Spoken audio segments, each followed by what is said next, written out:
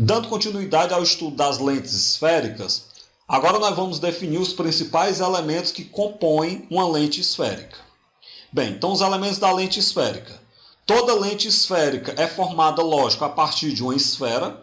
Se ela é formada a partir de uma esfera, toda esfera vai ter um centro. Então nós vamos tomar aqui duas esferas de centro, C1 e C2. C1 e C2 são então o centro das esferas que darão origem a essa lente. E o centro da esfera ou das esferas que dão origem a uma lente, eles são chamados de pontos antiprincipais da lente. A interseção entre essas duas esferas, a gente consegue a partir dela formar uma lente, como se pode perceber, uma lente biconvexa, né? E aí, claro, esse ponto O, que é o centro da lente formada, ele é chamado de centro óptico. Então, toda lente ela vai possuir os pontos antiprincipais, que são os centros das esferas que deram origem à lente, bem como toda lente vai possuir o seu centro óptico, que, como o próprio nome sugere, é o centro da lente. Bem, passando pelos centros, na verdade, passando pelo centro óptico e pelos pontos antiprincipais, nós temos então o eixo principal da lente. E aí, de maneira equivalente, nós fizemos a definição para uma lente biconvexa, mas a gente pode fazer a mesma definição para a lente bicôncava. Uma lente bicôncava, eu não vou formar interseção entre as duas esferas para obtê-la. C1 e C2 são o centro das esferas, então são os pontos antiprincipais. E aí você vai pegar aqui nessa região entre as duas esferas e montar a lente, onde o O é o seu centro óptico. Passando pelo centro óptico e pelo centro das esferas, que são os pontos antiprincipais, nós temos o eixo principal da lente. Então, esses são os principais elementos que compõem as lentes esféricas. Os pontos antiprincipais, que são o centro das esferas que formam a lente, bem como o seu centro óptico. Outros pontos também podem ser destacados. Como a gente já definiu anteriormente, aqui eu tenho uma lente de borda fina. Então, numa lente de borda fina, além do seu eixo principal, nós podemos destacar também o seu centro óptico, como nós já falamos. A gente pode destacar os seus pontos antiprincipais. O A é o ponto antiprincipal do lado que vai ficar o objeto. E o A' é o ponto antiprincipal do lado que vai ficar a imagem. Então, vamos começar a definir uma coisa. Em estudo de lente, tudo que tem um linha quer dizer da imagem. Ou seja, o A' é o antiprincipal da imagem. O A é o ponto antiprincipal do objeto. O que não tem linha é do objeto e o que tem linha é da imagem. De maneira equivalente, eu posso tomar o ponto médio entre os pontos antiprincipais e o centro óptico dessa lente. Esse ponto médio ele vai me dar o foco da lente. Então, do mesmo jeito, toda lente ela possui dois focos, o F e o F'. O F é o foco do lado do objeto e o F' é o foco do lado da imagem. Então você tem essa distinção entre os focos e os pontos antiprincipais no caso de lente. Vai ter o do objeto, vai ter o da imagem que se forma em geral do outro lado. A gente vai ver ainda os tipos de imagem que se formam. Bem, o F ele é chamado de foco objeto, como eu falei, e o F' é chamado de foco imagem. Bem, essa distância da lente até o ponto antiprincipal, ela é chamada de distância antiprincipal, ou raio de curvatura da lente, tanto faz. Essa distância da lente até o foco é chamada de distância focal da lente. E aí nós já sabemos, aqui vale a mesma relação que valia para espelhos esféricos. Em espelhos esféricos a gente viu que a distância focal é a metade do raio de curvatura. Para a lente vale a mesma coisa, só que o raio de curvatura é chamado de distância antiprincipal. A distância focal ela é metade da distância antiprincipal, que, claro, a distância antiprincipal equivale ao raio de curvatura da lente. Só mudança de nome, mas representa a mesma coisa. Bem, falaremos agora sobre os principais raios notáveis que chegam a uma lente. E aí eu quero que vocês prestem bastante atenção, porque é a partir dos raios notáveis que a gente vai poder construir imagens em lentes. Vamos lá então. Isso eu vou começar o estudo para uma lente convergente, depois eu faço esse mesmo estudo para uma lente divergente. A gente viu que nós temos esses dois tipos de lente. Então tomamos aqui uma lente de borda fina, está aqui os seus principais elementos, né? O eixo, centro óptico, os focos, os pontos antiprincipais. Então vamos lá. Primeiro raio notável. Todo raio luminoso que incide, ou seja, que chega numa lente paralela ao seu eixo principal, refrata-se passando pelo foco imagem. Então vamos lá. Se eu tenho um raio luminoso que chega na lente, pelo lado esquerdo, do lado do objeto, né? Paralelo ao eixo principal da lente, esse raio será refratado, será desviado, de maneira a passar pelo foco imagem dessa lente. Observe que ele não passa pelo foco objeto, ele é refratado passando pelo foco imagem. Porque se ele passasse pelo foco objeto, ele não seria refratado, ele seria refletido. Não seria lente, seria um espelho, é diferente. Bem, segundo raio notável, todo raio luminoso que incide passando pelo foco objeto, ele é refratado paralelamente ao eixo principal. Então vamos lá, se eu tenho um raio luminoso que ele incide passando pelo foco objeto, ele será refratado de maneira paralela ao eixo principal. Então vamos pensar assim, tudo que chega paralelo é refratado passando pelo foco imagem. Tudo que chega pelo foco objeto é refratado de maneira paralela. É só você pensar o equivalente que é fácil entender. Terceiro raio notável. Todo raio luminoso que incide passando pelo centro óptico não sofre desvio. É a mesma coisa lá do raio que passava pelo vértice do espelho. O centro óptico da lente, digamos que ele faz o mesmo papel do vértice do espelho, né? Todo raio luminoso que incidia no vértice do espelho, ele não sofria desvio. Na verdade, ele sofria desvio, mas seria um desvio com um ângulo igual, vamos dizer assim, né? Aqui ele não sofre desvio, é equivalente a manter o ângulo igual do outro lado. Então, se eu tenho um raio luminoso que incide no centro óptico da lente, esse raio luminoso não sofrerá desvio, vai continuar o seu trajeto normalmente. Bem, quarto raio notável. Todo raio luminoso que incide de maneira que ele passa pelo ponto antiprincipal, ele se refrata passando pelo outro ponto antiprincipal.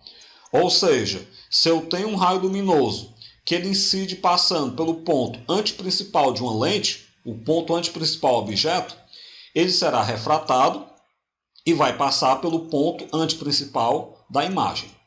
Bem, então basicamente são só esses 4 raios notáveis. Você pode imaginar que tudo que chega paralelo é refratado passando pelo foco imagem, tudo que chega pelo foco objeto é refratado paralelo, tudo que chega no centro óptico da lente não sofre desvio, passa direto, e tudo que chega passando pelo ponto antiprincipal objeto, ele é refratado passando pelo ponto antiprincipal da imagem. Bem, em termos de lente divergente, são praticamente os mesmos conceitos para os raios notáveis. Qual é a diferença? Quando eu trabalho com lente divergente, eu vou trabalhar com prolongamento dos raios. Eu não vou trabalhar com os próprios raios em si. Então vamos lá. Temos aí uma lente de borda grossa para representar uma lente divergente. Está aí os seus principais elementos. Deixa eu só fazer um parêntese aqui. Porque que, em geral, lente de borda fina está associada à lente convergente e lente de borda grossa está associada à lente divergente. Porque, em geral, quando eu faço um estudo aleatório de lente, eu estou supondo a lente imersa, mergulhada no ar. Toda lente de borda fina, mergulhada no ar, é convergente. E toda lente de borda grossa, mergulhada no ar, é divergente. Então fica aí subentendido, certo? Não havia falado isso, então faço esse parêntese agora para explicar esse ponto. Bem, então vamos lá. Como eu disse, nós vamos trabalhar com prolongamentos, porque agora se trata de uma lente divergente. Então todo raio luminoso que incide paralelo ao eixo principal de uma lente divergente, ele vai ser refratado de modo que o seu prolongamento passe pelo foco objeto. Então, como a lente é divergente, esse raio será divergido, mas o seu prolongamento ele vai passar pelo foco objeto, como a gente pode perceber. Por outro lado, todo raio luminoso que incide de maneira que o prolongamento dele passe pelo foco imagem da lente, ele é refratado de maneira paralela ao eixo principal dela. Então vamos pegar aqui um raio luminoso incidindo de maneira que o seu prolongamento passa pelo foco imagem dessa lente. Então, se o prolongamento passa pelo foco imagem da lente e a lente é divergente, esse raio será refratado de maneira paralela ao eixo principal da lente. Bem, o terceiro raio notável. Todo raio luminoso que incide passando pelo centro óptico, aqui não tem diferença, não sofre desvio. Então, seja lente divergente ou convergente, o raio luminoso que incide no seu centro óptico, ele não irá sofrer desvio. E o quarto raio notável, todo raio luminoso incidente, de maneira que o prolongamento dele passa pelo ponto antiprincipal da lente, ele se refrata de modo que o seu prolongamento passa pelo outro ponto antiprincipal.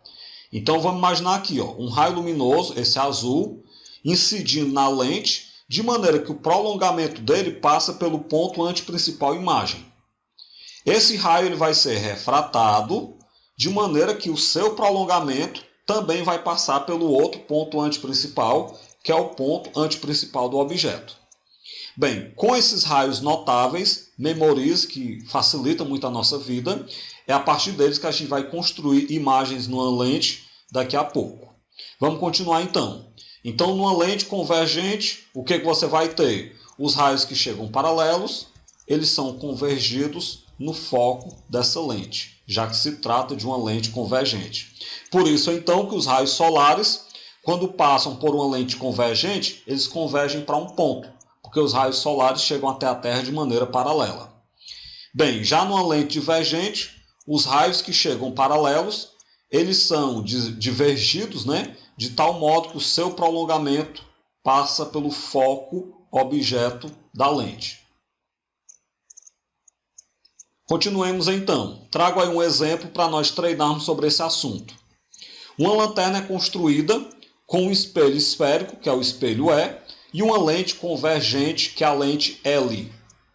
A lâmpada, que você pode ver na imagem, de filamento incandescente muito pequeno, ela deve ficar situada de modo que este coincida com Q. Ou seja, o filamento da lâmpada tem que estar em que ponto da lente e em que ponto do espelho. É o que é para a gente avaliar nessa questão. Bem, vamos imaginar o seguinte. Para que os raios saiam paralelos da lente, você pode ver na imagem que eu quero que os raios saiam da lente paralelos. A lâmpada deve estar no foco da lente, porque tudo que passa pelo foco, ao passar pela lente, vai sair paralelo. Então a lâmpada tem que estar no foco da lente. Por outro lado, e aí você vai ter a imagem aqui, os raios que saem do foco da lente, ao passar pela lente, eles sairão de maneira paralela. Bem, agora sim. Como você pode ver, eles saíram de maneira paralela. Bem, os raios refletidos no espelho, se eu tenho um espelho atrás da fonte de luz, esse espelho ele vai refletir luz, Então, os raios refletidos no espelho, eles também devem passar pela lente e sair de maneira paralela. Para que eles também passem pela lente e saiam de maneira paralela, esses raios devem ser refletidos sobre si mesmo. O raio tem que ir para o espelho e ser refletido sobre si mesmo para seguir o trajeto que eu já desenhei. Então, claro, isso só vai ocorrer se os raios forem refletidos sobre si mesmo. E, claro, para eles serem refletidos sobre si mesmo, a lâmpada ela deve estar no centro óptico do espelho. Porque nós sabemos que, em se tratando de espelho, tudo que passa pelo centro óptico é refletido sobre si mesmo. A gente viu isso. Bem, então, claro, dessa forma os raios devem voltar pelo mesmo caminho por onde foram, e isso só vai ocorrer se a lâmpada estiver no centro de curvatura do espelho.